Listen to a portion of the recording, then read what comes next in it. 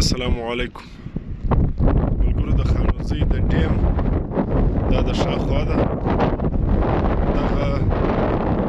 دغه اوبه تر اوسه نه دي رارسېدلي، شاید ورایله کړي نه وي. بهرحال دا د ډیم چې کومې ګیې دي د شا د خوا دا تر ډېره حده پورې مکملې ډکې دي. او اوس نو که نورې اوبه رالې دغه صورتحال به بیا نور واضح شي انشاءالله. د ډیم ترتیب اوس ورته برابر دی. کوم ځایونو چې د ښه کول کار پر شروع و، کار هم ختم شولی. اوس نو که هر څو باران کېدلی، هر څو اوبه وراتلې، دغه به اوس بلکل اوپن وي، دا لیارې به ورته خلاصې وي. دا د ډیم د شاوخوا د اوس هم تناوي اوبه رشناوي شروع دي انشاءالله. الله به نور هم د خیر باران وکړي، خدای کول انشاءالله بیا د علاقې هغه نور برابر شي. دا اوس د خانوزۍ ډیم دی، دا د شاوخوا د ګیو خوا ده. دا چیرې چې اوبه راانټرکچ فلحال د 11:30 بجې دي. دلته لا اوبه تر اوسه نه دي رارسېدلي. نو د ډیم هغه ډېر ښکاره کړو. دغه د ډیم د باري خوا ده،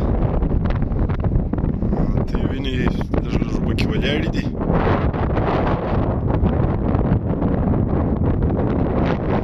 دغه د ډیم باري دی، انشاءالله د ډیم کار به موږ در ښکاره کړو چې کوم کار شوی دی. هغه دویمه پټلۍ د ډیم اوس واچوه، دا به مکمله در ښکاره کړو. هغه زه چې پر روان یم، دا د ډیم دا دویمه پټلۍ ده. دا اوس یې کار پر وکړی، دغه ښه مضبوط راپورته کړله. نو انشاءالله اوس الله مهربانه دی، پر مخ به داسې مشکلات بیا نه راځي لکه تېر واره چې راغله.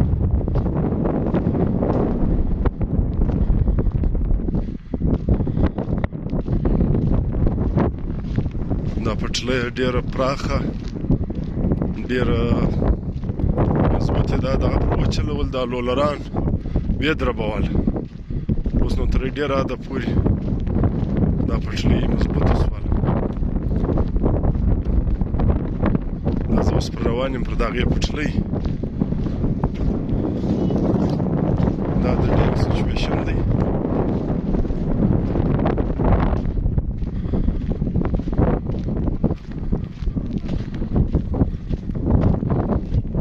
بلکل غټه ګاډۍ لا پرتلای شي دا پټلۍ دونه ډبله واچولي ده.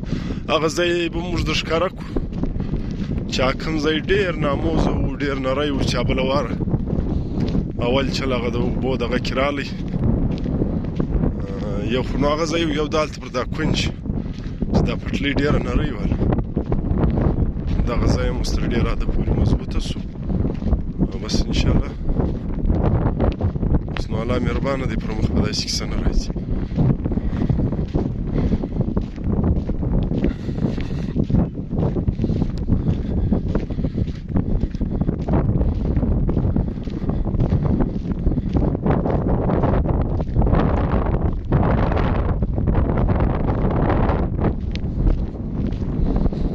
ورېځ ډېره زبردسته ورېځ خو شته، نو بارانو امکانات وي تر 20 تاریخه پورې.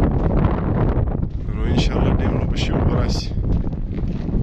ما خیال اوس یې رایله کړي هم دي د ډیم دغه دورې پر وند باندې یو اړخ یې بندي کړي، ولې پر ډیم کار شروع.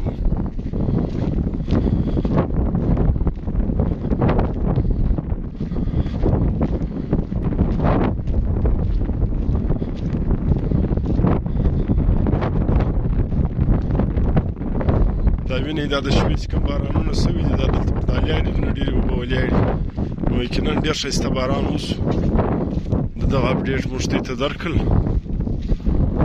اوس به موږ کار څه کېدل د موسم په حواله سره بیا به موږ ته حال درکوو.